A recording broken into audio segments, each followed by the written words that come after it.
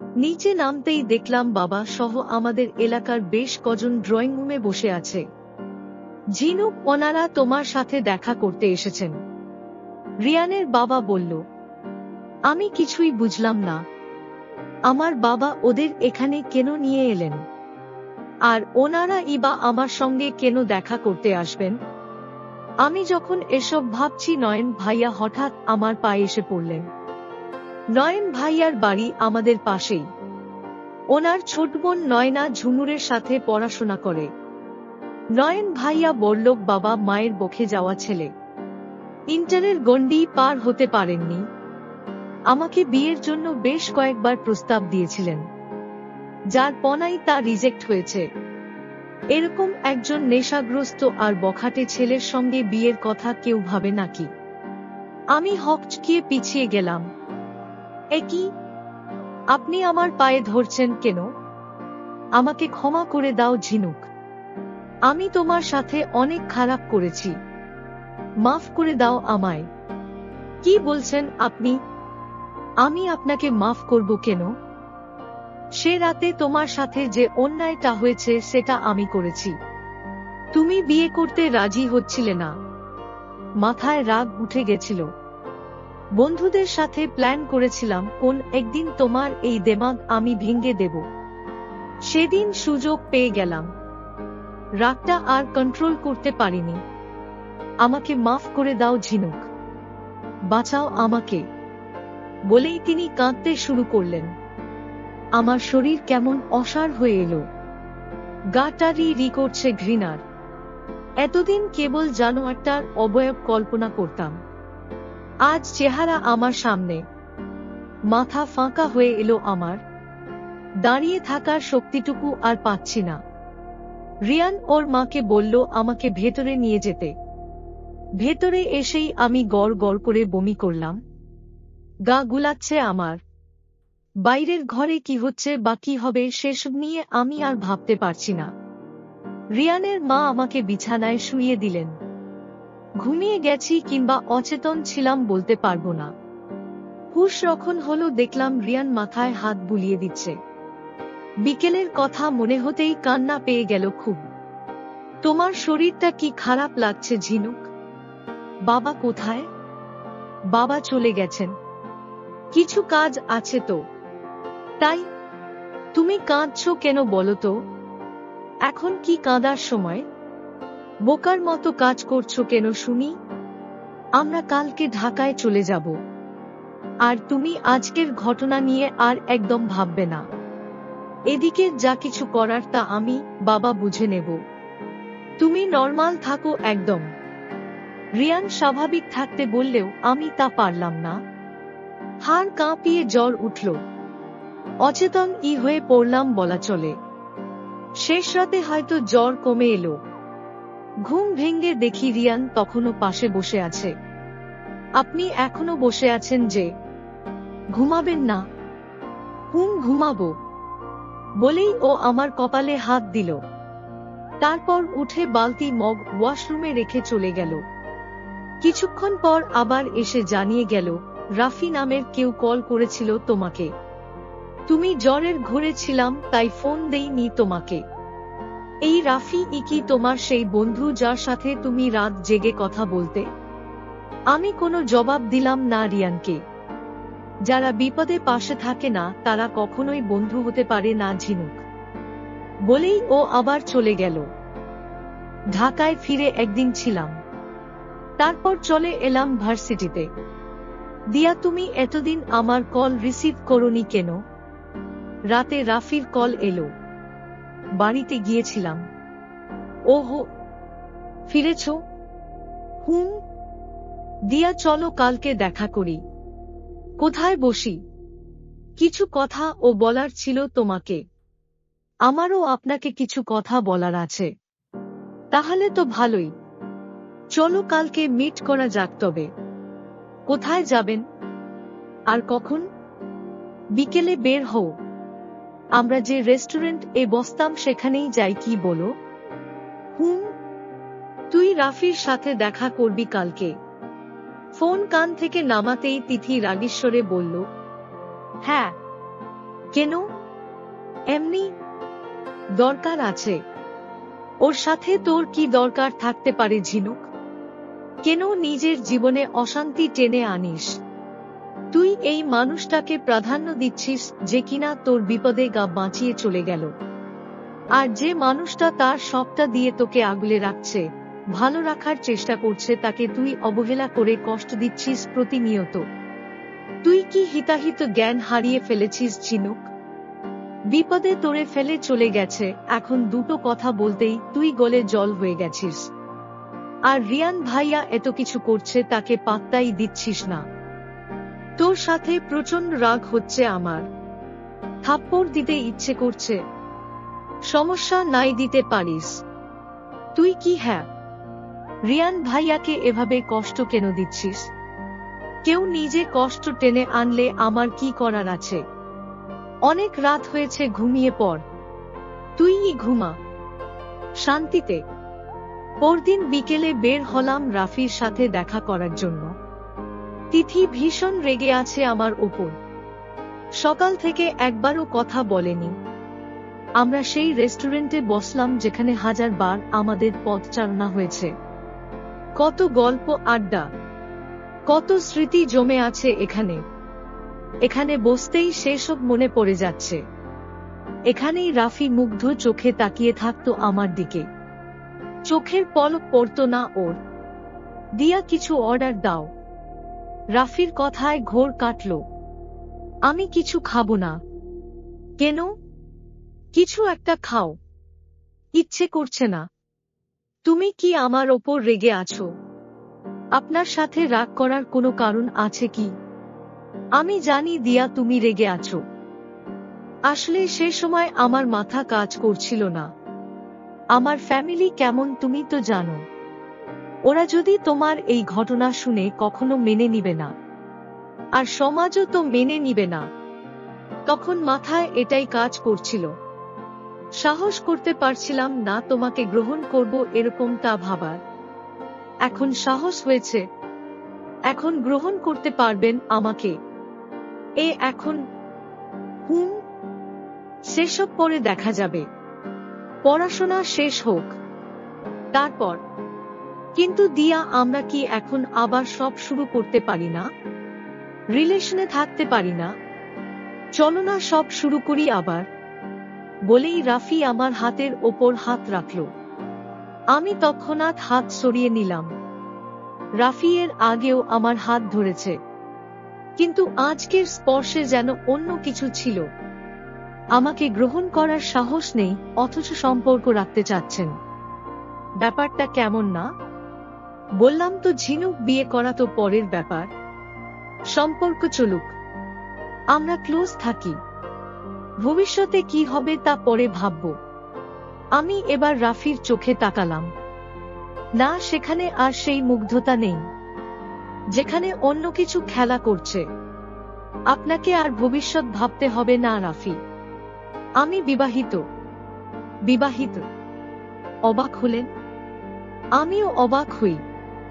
আমাকে যে ধর্ষণ করেছে সে ও একজন, আমাকে যে বিয়ে করেছে সে ও একজন পুরুষ, আর এই যে আপনিও একজন পুরুষ।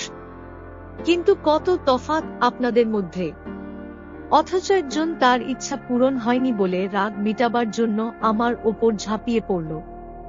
আমার শরীরটা তার রাগ মেটাবার জায়গা। আবার আরেকজন আমাকে সব অপমান, অনাদর, অসম্মানের হাত থেকে বাঁচানোর জন্য ঢাল হয়ে দাঁড়ালো আমার সামনে। সমাজ আর সংসারের সাথে লড়াই করে আমাকে সম্মানজনক জায়গা দিয়েছে। আর আপনি যে কিনা পাশ কাটিয়ে কাপুরুষের মতো সরে এসেছিলেন, এখন এখানে বসে আছেন আমার শরীরের উষ্ণতা নেওয়ার লোভে। আপনারা তিনজনই পুরুষ, তবে কত প্রভেদ আপনাদের মধ্যে। আপনার সাথে কথা বলছিলাম বলে আপনি ভাবছেন আপনার প্রতি এখনো দুর্বল। আপনার সব প্রস্তাবে রাজি হয়ে যাব। তবে আমি আর এখন বোকা নই। মানুষ চেনা হয়ে গেছে আমার। এই যে দেখুন, আপনার চোখ দেখেই বুঝে গেছি আপনি কি উদ্দেশ্য নিয়ে এসেছেন। ভালো থাকবেন। আর আমাকে কল বা কোনো রকম যোগাযোগ করবেন না। আর একটা কথা, মেয়েরা অত সস্তা না।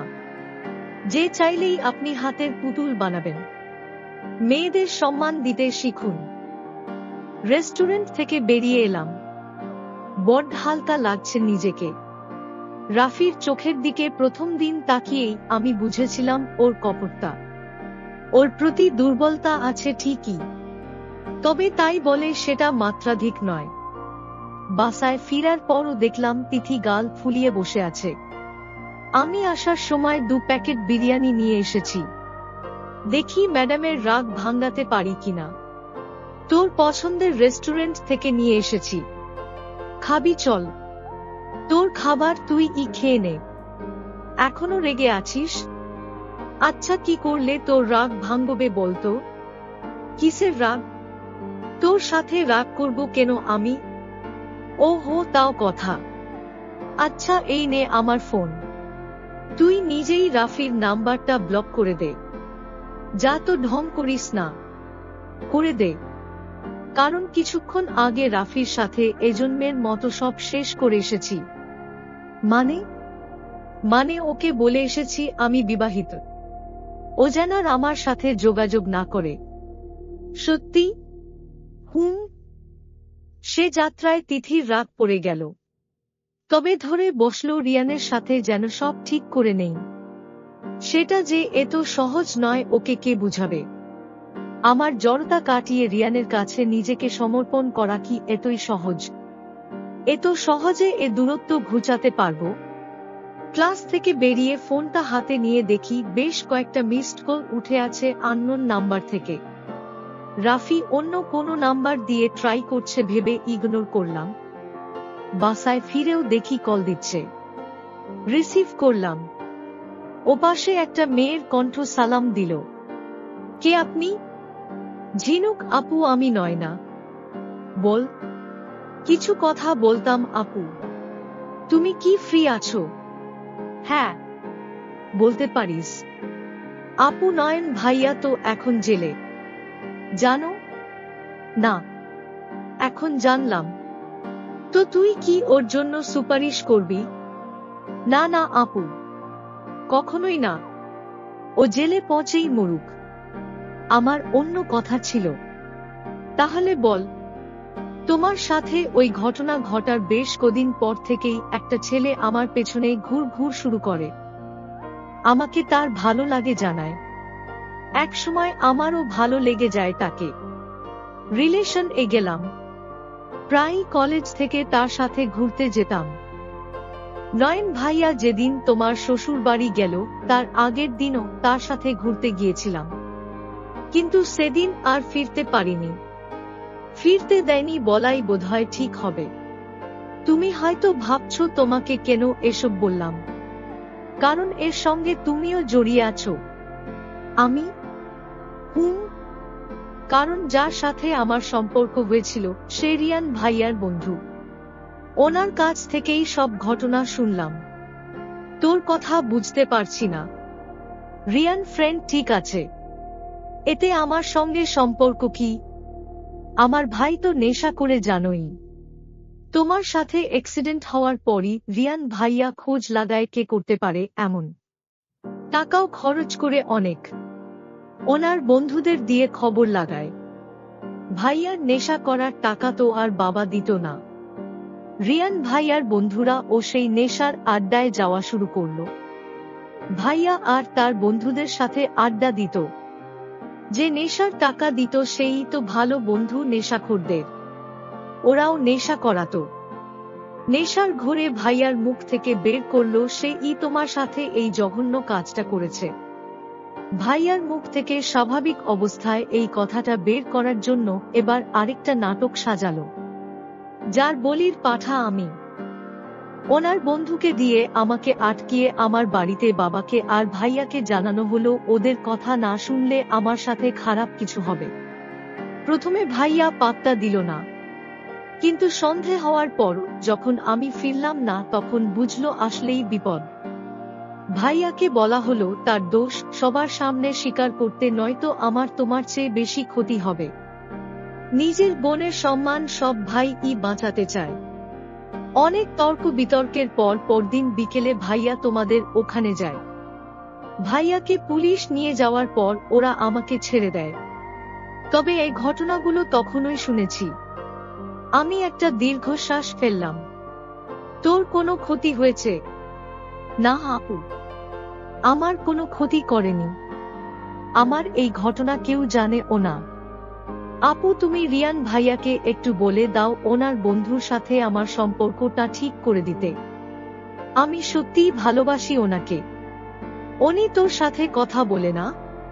না, ওদিন বলে দিয়েছে উনি কেবল অভিনয় করেছে। কিন্তু আপু, আমি ওনাকে সত্যই ভালোবেসে ফেলেছি। আচ্ছা, আমি বলে দিব। তুই কাঁদিস না। এত চমক সহ্য হয়?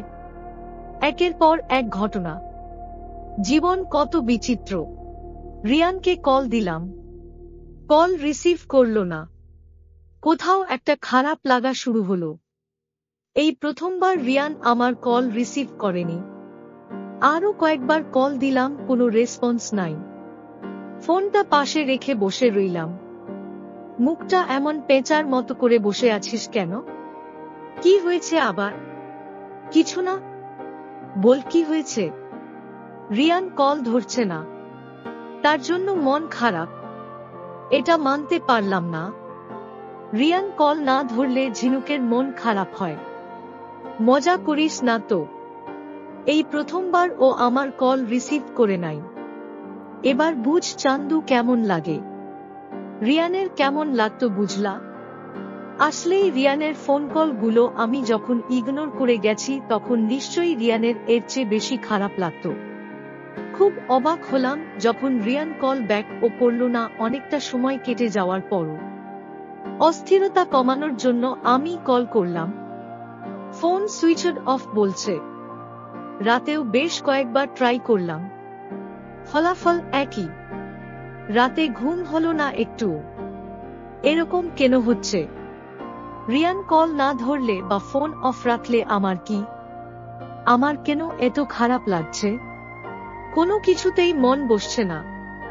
ভার্সিটির ক্লাসেও মন বসাতে পারছি না, পড়াশোনাও হচ্ছে না। রিয়ানের বাড়িতে কল করলাম।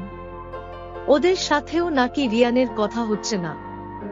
7 দিন হয়ে এলো, রিয়ানের কোনো খোঁজ নেই। না কল করেছে না ফোন ওপেন করেছে। একে তো কষ্ট হচ্ছে, সাথে রাগও হচ্ছে। এভাবে টেনশন দেওয়ার মানে কি?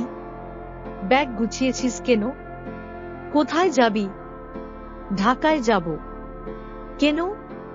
কেন আবার? মানুষটার 7 দিন কোনো খোঁজ নেই। এখানে বসে টেনশন করার চেয়ে ওখানে গিয়ে দেখি। খুব চিন্তা হচ্ছে দেখি ওকে নিয়ে। ভালোবেসে ফেললি নাকি? এখন মজা করার সময় নাকি? Be serious. Okay okay, serious. তো গিয়ে কি করবি? কি করব মানে? খোঁজ নিব। আর কিছু না। আর কি? তোর মনটা ওকে দিয়ে আসিস এবার, নাকি তোকেই দিয়ে আসবি? আমি যাচ্ছি। তোর এসব প্রেমালাপ তোর কাছেই রাখ আপাতত। সাবধানে যাস। ঢাকায় এসে বাসায় যাব ঠিক করলাম। এদিকে টেনশনে আমার অবস্থা খারাপ। রিয়ান কোথায় আছে এই ভেবে সারা রাস্তা আমার বুকের ভেতরটা ধুকপুক করেছে। কত দুশ্চিন্তা মাথায় ঘুরপাক খাচ্ছে। ঢাকায় পৌঁছাতে সন্ধ্যা হয়ে গেছে। ফ্ল্যাটের একটা চাবি আমার কাছে আছে। চাবি দিয়ে লক খুলতে গিয়ে বুঝলাম ভেতর থেকে দরজা লক করা। কলিং বেল বাজালাম কয়েকবার, একটা না। আমি আর এই টানাপোড়েন নিতে পারছি না।